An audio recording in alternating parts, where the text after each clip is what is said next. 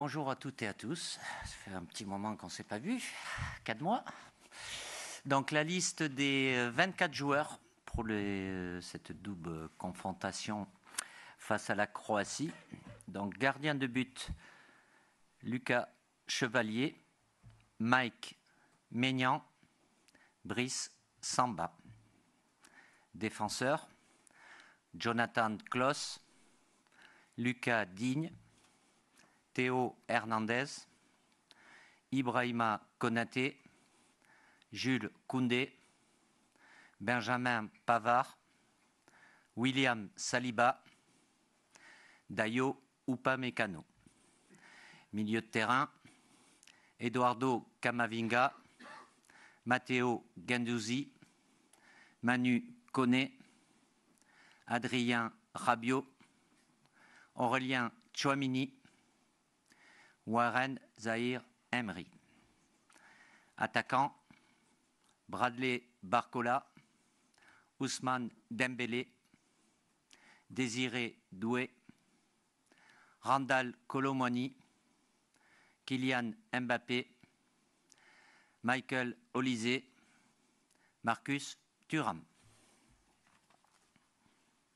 C'est la même. Bonjour Didier, Giovanni Bonjour. Castaldi pour la chaîne L'Équipe.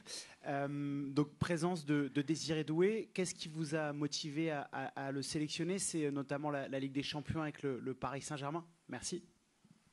C'est tout ce qu'il peut faire de bien, de très bien avec son club, où il n'est pas toujours titulaire, mais quand il a joué ou a rentré, il a beaucoup progressé. C'est un très jeune joueur, mais voilà, de par ce qu'il fait, c'est intéressant pour nous. Ça aurait pu être plus tard. Je l'ai fait là parce que je pense que c'est le moment. Bon, même s'il y a un élément aussi,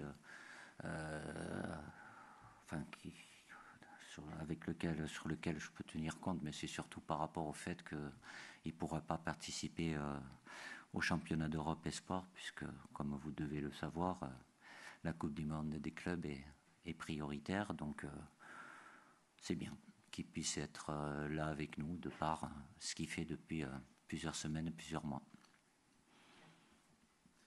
Bonjour Didier, Valentin Feuillette, Full Mercato. Pour rebondir sur la question de mon confrère Monsieur Castaldi, quelle a été la différence dans la sélection de Désiré Doué en comparaison à Ryan Cherki par exemple, ou Magnus Akliouche?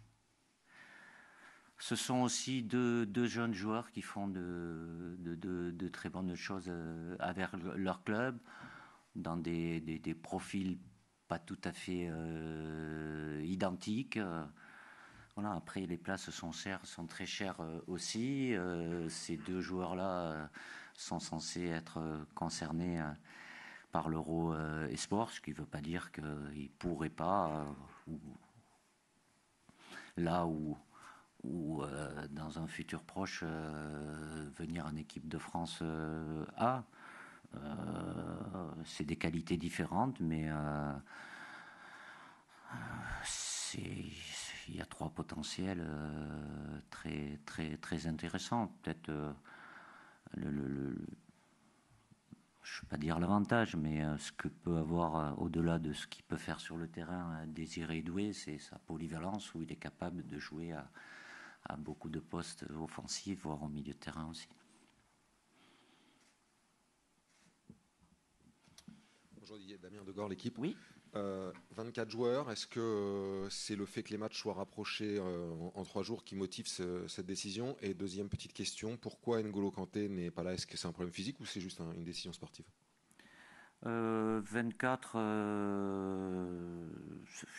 oui, un peu de ça aussi, en sachant que même si c'est le cas chez nos adversaires croates, je ne sais pas si vous le savez, mais il y a des risques de suspension pour le match retour aussi, parce que Marcus joue, mais a un petit souci avec sa cheville aussi.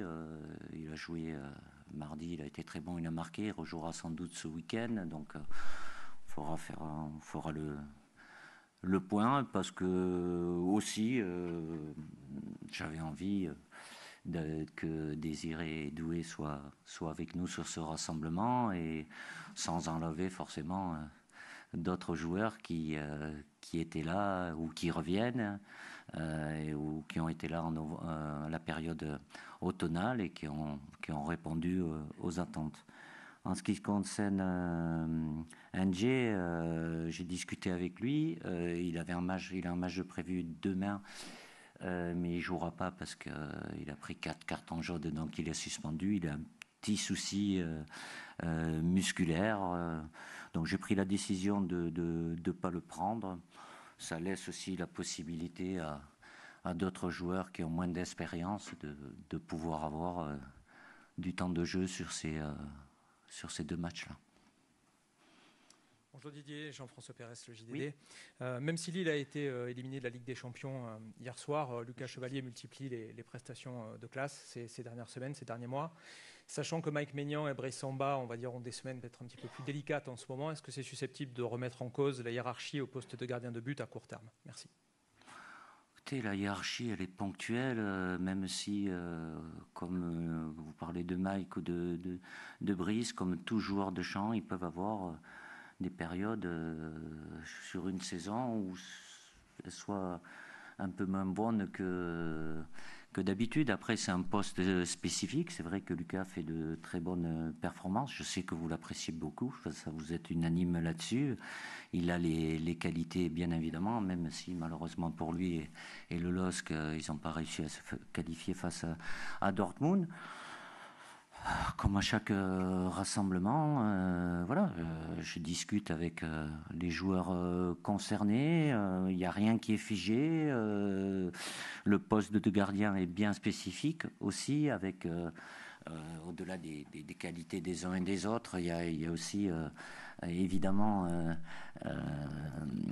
l'expérience, le fait d'être en équipe de France, c'est pas quelque chose de neutre, même si je n'ai pas de doute sur la capacité psychologique de Lucas Chevalier par rapport à ça.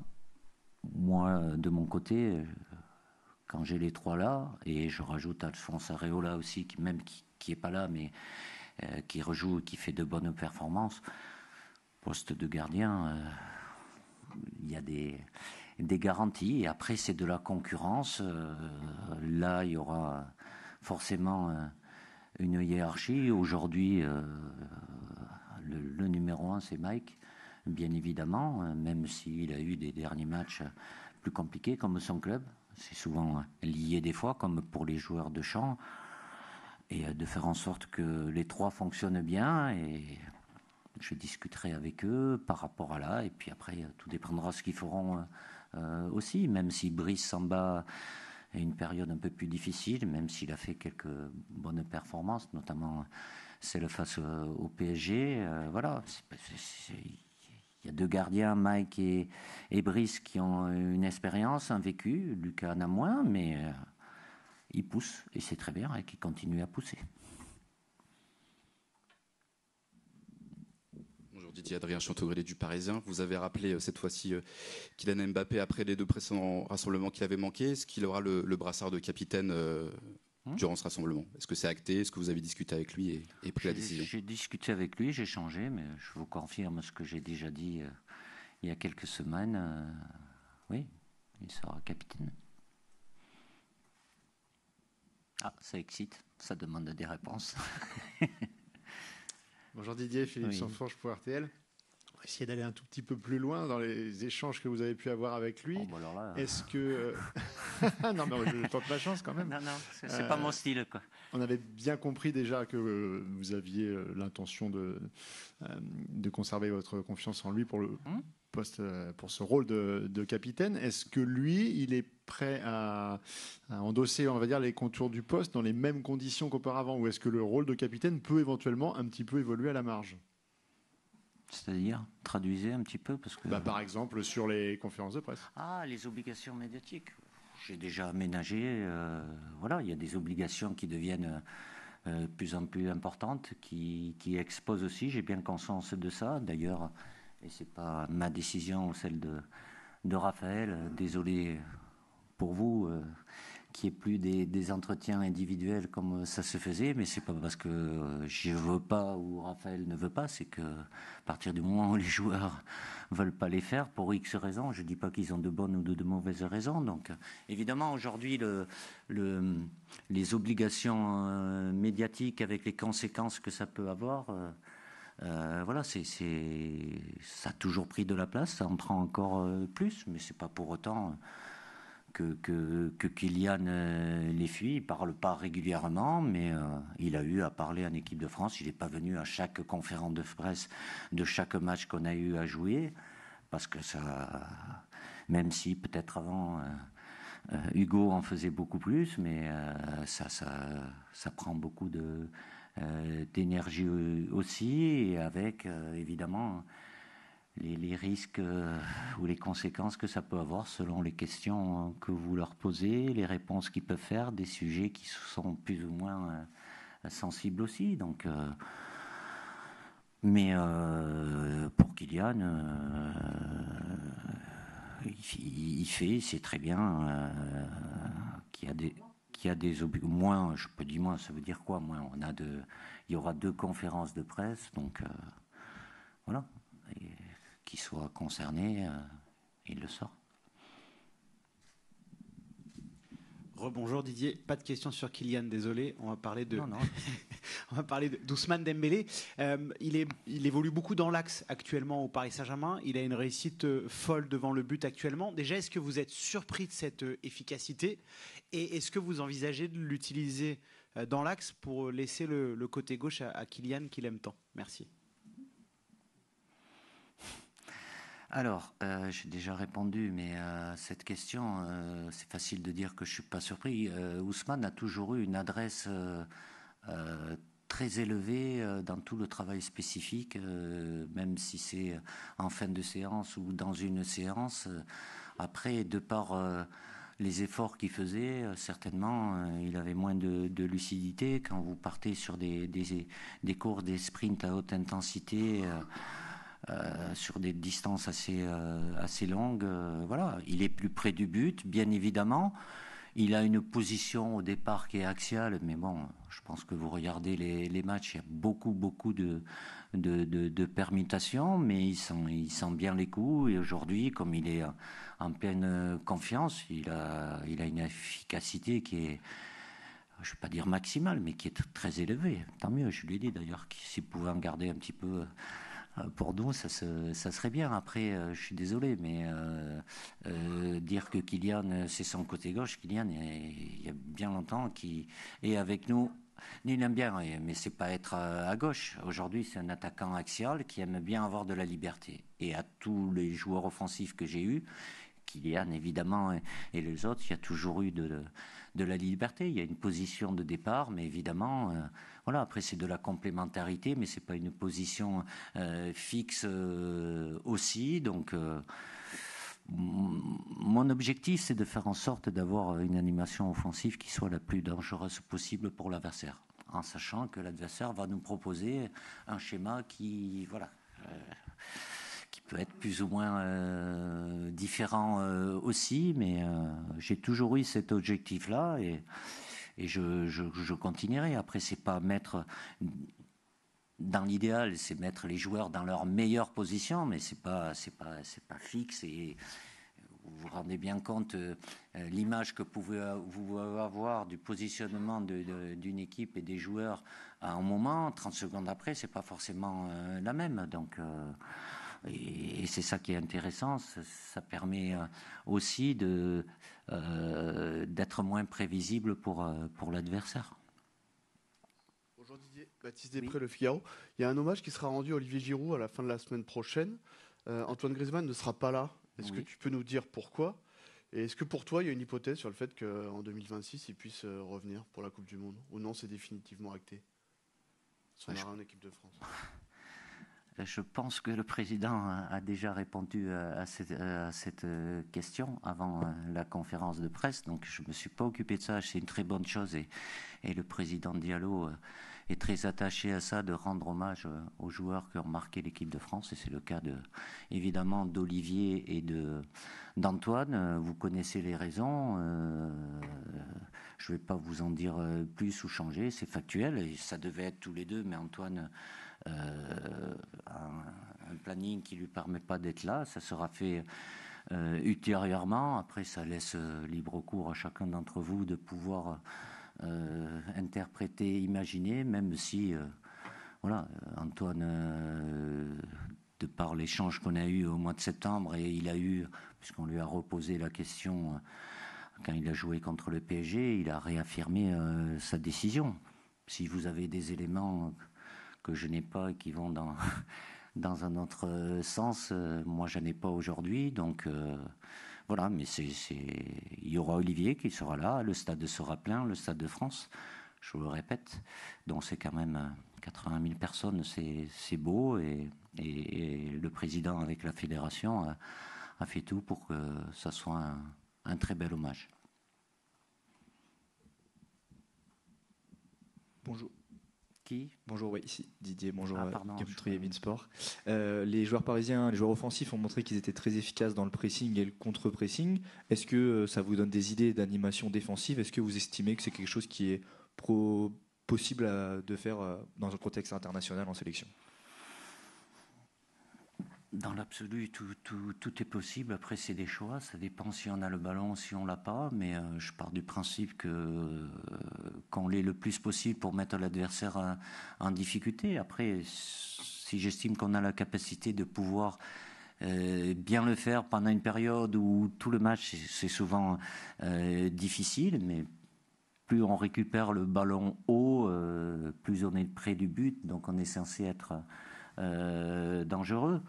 Ça demande beaucoup d'efforts. C'est vrai que le PSG là-dessus le fait bien, même très bien. Ça se fait pas en claquant des doigts. Et c'est pas Luis Enrique qui va me dire le contraire. Ça demande du temps, de la répétition. C'est vrai que ce qui veut pas dire qu'on va pas le faire, mais ça demande des automatismes, voilà, de la répétition.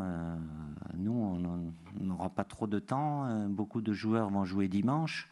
On joue jeudi. Il n'y aura pas beaucoup de séances. Donc, mais bon, je ne me plains pas de ça. J'y suis habitué. Mais au-delà de récupérer et faire le pressing, je préfère que mon équipe ait le ballon et oblige l'adversaire à défendre. À la perte, de pouvoir le récupérer rapidement et en position haute, évidemment, c'est quelque chose d'intéressant. Mais ça demande beaucoup d'efforts, de concentration, d'ajustement, de complémentarité aussi. Donc, mais c'est possible. Bonjour Didier, Loïc Braillet, RMC Sport. Tu évoquais tout à l'heure la situation de Magnès Akliouche et de Ryan Cherki. Est-ce qu'aujourd'hui un Hugo Ekitike est loin de l'équipe de France où il fait partie de ces joueurs dans ton viseur ? À Paris, c'était compliqué. En Allemagne, il retrouve la joie de jouer, de marquer, les décisifs. Donc lui aussi, on peut l'inclure, mais il y en a pas mal. Vous savez, sur les prélistes, des fois, quand il y a des nouveaux, vous êtes avertis ou on vous avertit, il y a une bonne cinquantaine de joueurs. Donc c'est jamais la même liste. Et évidemment qu'il y a d'autres joueurs qui sont capables, à un moment ou à un autre, après c'est de la concurrence au poste, mais évidemment avec le staff technique on est très attentif et on a un suivi quasi quotidien à chaque match, pas quotidien, ils ne jouent pas tous les jours, même s'il y a des matchs tous les jours de la semaine, mais à travers ce qu'ils peuvent faire dans leur club. Mais bon, lui aussi est impliqué avec le championnat d'Europe Esport. Bonjour Didier. Tu as dit avoir pris Désiré Doué parce que tu avais avoir pris 24 joueurs, oui. Parce que tu avais envie de voir Désiré Doué sur ce rassemblement. Est-ce qu'il vient pour apprendre ou il vient pour jouer ? Est-ce que cette Ligue des Nations est un objectif pour toi ou ça participe de cette montée en puissance vers la Coupe du Monde ? Là, on ne va pas à l'encontre de l'autre. J'ai dit aussi que, de par la situation de Marcus, même si j'espère que tout se passera bien, Et ce qui s'est passé à l'automne, où, je vous l'ai déjà dit, certainement, je prenais peut-être des risques par rapport aux résultats, même si on a fini premier de notre groupe en ayant évidemment des équipes totalement différentes entre le premier match et le deuxième. L'objectif, oui, de toute façon, je ne vais pas changer, c'est de faire tout pour se qualifier pour le Final Four, ce qui n'empêche pas aussi je ne mets pas de côté ce que je vous ai dit et qui est important par rapport à d'autres joueurs qui sont peut-être plus expérimentés, plutôt que de les voir des fois 10 minutes. Donc si je prends Désiré, c'est pas pour lui dire bonjour, il va être heureux qu'il soit avec nous, c'est déjà bien, c'est une étape supplémentaire. Mais comme les 23 autres joueurs,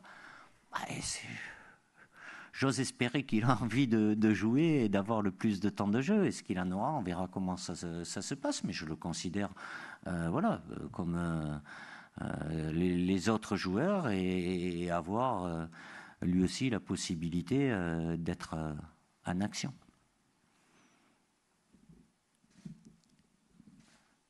Bonjour Didier, Ilias Peters, 90 minutes. Parmi les joueurs qui ne figurent pas sur votre liste, on note aussi l'absence de Christopher Nkunku, qui avait été appelé en fin d'année dernière. Qu'est-ce qui vous a poussé à prendre cette décision? Merci. Alors si vous commencez, je sais que vous aimez bien citer les joueurs qui ne sont pas. Il y en a plus qui ne sont pas qu'ils y sont. Donc c'est vrai que Christopher était avec nous, il a fait des choses intéressantes au mois de novembre. C'était il y a 4 mois. Depuis, sa situation, même s'il a du temps de jeu, mais voilà, de par aussi, il ne faut pas oublier qu'au mois de novembre, Kylian n'était pas là et Ousmane n'était pas là. C'est pas quand même 2 joueurs lambda, donc voilà, je ne vais pas prendre pour prendre. C'est vrai qu'il est dans une période un peu moins bien. Dans une situation, après, c'est l'utilisation qu'il a. Il était mieux à cette période-là, même s'il avait un temps de jeu qui était réduit aussi. Il jouait surtout les matchs du jeudi, les matchs de première ligue, il ne les jouait pas. Là, il joue un peu plus parce que leur avant-centre Jackson est blessé, mais bon... voilà, les deux sont liés de par ce qui fait et l'absence au dernier rassemblement, je le répète, de Kylian et Ousmane.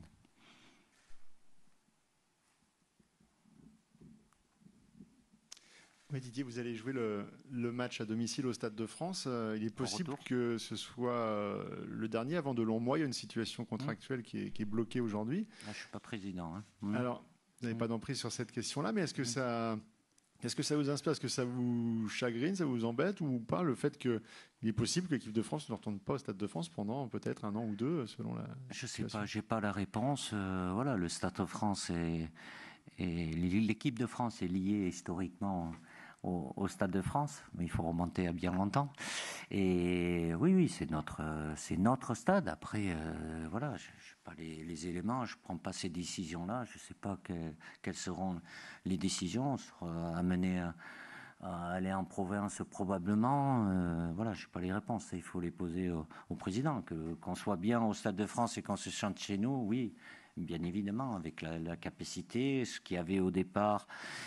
Et ce qu'on a réussi à construire avec les joueurs, de par les résultats et les services de la fédération, et d'avoir vraiment une ambiance de supporters. Voilà, c'est l'enceinte du Stade de France, ça représente beaucoup. Après, on verra, on s'adaptera. Je m'adapterai.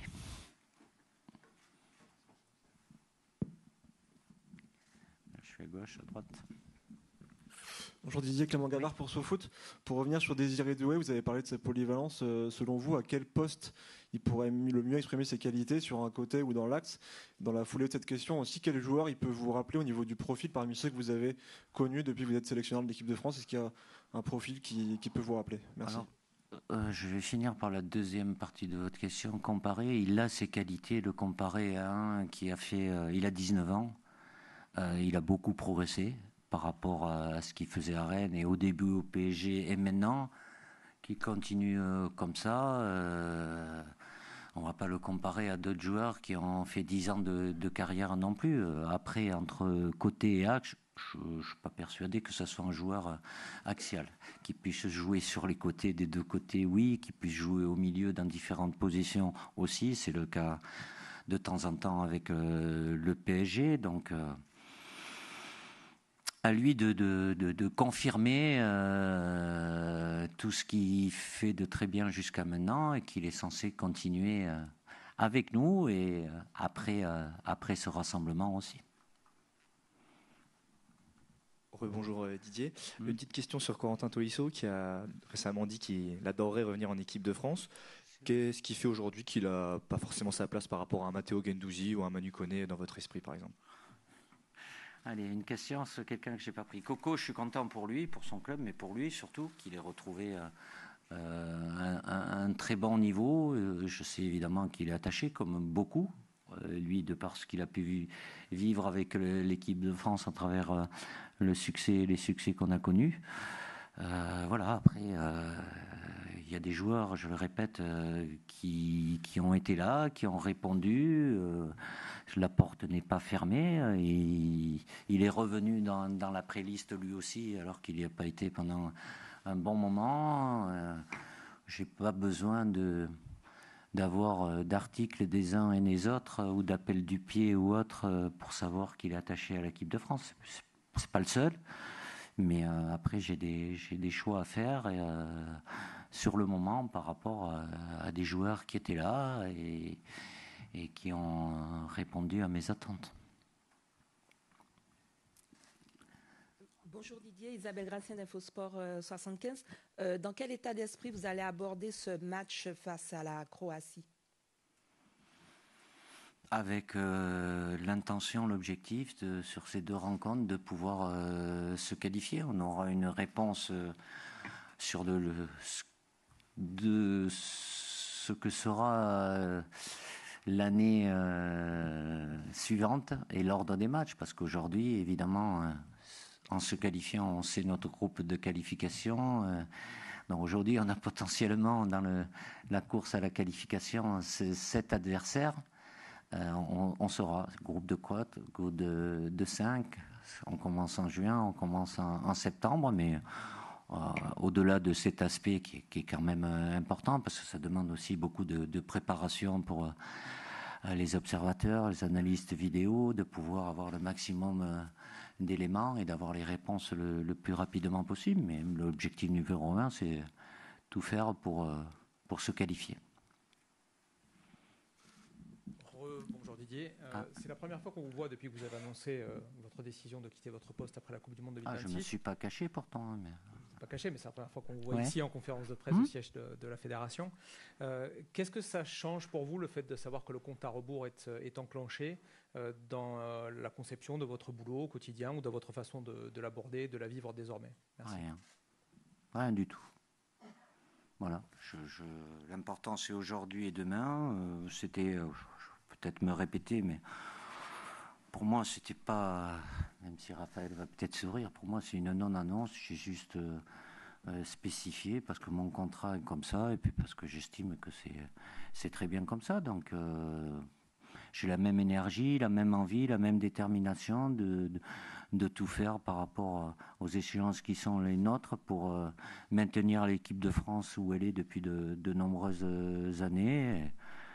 J'ai pas avoir de nostalgie, ça change rien pour moi, sincèrement, quoi. Donc, et puis après, me posez pas la question, il y aura un après, je m'en préoccupe pas et je verrai bien, quoi. Mais je suis focalisé sur les objectifs qui sont les nôtres et avec la même détermination et faire en sorte que l'équipe de France continue d'être performante. Siège qui est un peu... Bonjour Didier, Loïc Tanzi Oui. pour l'équipe. Théo Hernandez a vécu des semaines un peu compliquées en club avec Milan. Est-ce que ça a pu un petit peu vous faire douter sur sa présence aujourd'hui? Vous savez, j'ai l'habitude de vous le dire, mais il y a d'autres joueurs peut-être qui sont là, qui ne sont pas dans la meilleure période aussi. Ça arrive à chacun d'entre eux et c'est arrivé à d'autres. Voilà, c'est pas linéaire. Ça dépend peut-être d'eux aussi, d'un aspect psychologique de ce qui se passe aussi à travers leur équipe. Donc je sais ce qu'est capable de faire Théo. Évidemment, dans ses performances, elles ne sont pas du même niveau de ce qu'il a pu faire, ou pas régulièrement. Mais je sais ce qu'est capable de faire Théo, et le contexte club, quand ils viennent à sélection, c'est pas du tout le même. Il y a des joueurs qui sur le passé récent ou plus lointain, étaient en difficulté en club, qui ne les a pas empêchés d'être performants avec l'équipe de France, et d'autres qui peuvent être en club et ça soit un peu moins bien en équipe de France. Donc moi, l'important, c'est d'avoir, c'est pas être en soutien des joueurs, ils le savent, il y a une relation de confiance. Évidemment, il y a un relationnel qui est essentiel pour moi, il y a une concurrence aussi. Sur la période des matchs de l'automne dernier, il a eu à jouer, il a moins joué que d'habitude parce que je voulais donner du temps de jeu aussi à Lucas Digne qui a bien répondu. Donc voilà, si j'en ai l'un, c'est à l'encontre de l'autre, mais quand ça va un peu moins bien, c'est pas à dire et passer à autre chose aussi. C'est la carrière d'un joueur sur une saison, sur plusieurs saisons. Tous, quels qu'ils soient, ils peuvent avoir des périodes un peu moins bien. Didier, Kylian Mbappé était touché à une cheville hier avant le match, il était incertain et il a joué 120 minutes. Ouais, avec un strap. Oui. Est-ce que tu as pris des nouvelles justement? Est-ce que tu as des nouvelles de l'état de sa cheville? Est-ce que tu es inquiet pour justement sa présence sur toute la durée du rassemblement? Non, je n'ai pas d'éléments aujourd'hui. À partir du moment où il joue les 120 minutes, pas 120 minutes et pas 90. Beaucoup moins. Ou de rentrer en cours de match. Après, quand vous jouez des matchs dans des clubs, que ce soit le Real ou autre, tous les 3 jours, pour que les joueurs y jouent sans un problème, alors ça ne l'a pas empêché, ok, il n'a pas participé à la séance de la veille. Moi, ça arrive aussi en rassemblement. Je préfère que le joueur, s'il n'est pas là lundi, mardi, et si ça lui permet d'être mieux et de s'entraîner et de jouer, voilà, je n'ai pas d'inquiétude aujourd'hui. Il y a évidemment des matchs ce week-end. J'espère que tout se passera bien pour ceux qui sont sélectionnés, mais voilà, l'enchaînement des matchs peuvent amener... mais je n'ai pas aujourd'hui, de par ce qu'il a fait, 120 minutes, d'éléments où il aurait un problème. Oui, il y a Paul Pogba, un joueur que tu connais bien, qui n'a toujours pas retrouvé de club. Ouais. Qu'est-ce que t'inspire sa situation? Et est-ce que pour toi, il peut encore être un très grand joueur de football, ou ça te semble compliqué vu les cadences et tout ce qu'on demande aux joueurs aujourd'hui? Bah, écoute, Paul, voilà, il sort aujourd'hui, il est censé pouvoir... rejouer, mais comme il n'a pas de club, après j'échange avec lui, bien évidemment, je lui dis des choses, je ne vais pas vous dire tout ce que je lui dis, après c'est sa vie, sa carrière, que potentiellement il a, oui, la capacité à revenir au meilleur niveau, bien évidemment, qu'il ait le mental aussi, ça ne va pas se faire en claquant des doigts, mais pour le moment, même s'il est... possible pour lui de s'entraîner et de jouer, il n'a pas pris de décision, donc on verra. Rebonjour Didier, on voit Oui. Adrien Rabiot qui joue bien plus haut cette saison avec l'Olympique de Marseille. Est-ce que ça peut vous donner des idées sur son utilisation? Merci. J'ai déjà eu à l'utiliser comme ça aussi, même si c'est pas tout à fait dans le même système, où il avait bien répondu. Adrien a cette capacité, c'est un milieu de terrain avant tout, mais il aime bien se projeter. Je préfère le voir là, dans cette position-là, plutôt que celle qu'il avait en début de saison, où il était plutôt dans le milieu à 3 et axe droit. Mais il bouge beaucoup, il a besoin, et ça fait partie de ses qualités de pouvoir se projeter. C'est pas un attaquant, même si je me rappelle, j'ai eu à l'utiliser ponctuellement dans un 4-4-2 couloir gauche, qu'il est capable de faire, comme Blaise Matuidi a pu le faire très très bien aussi, avec un registre différent.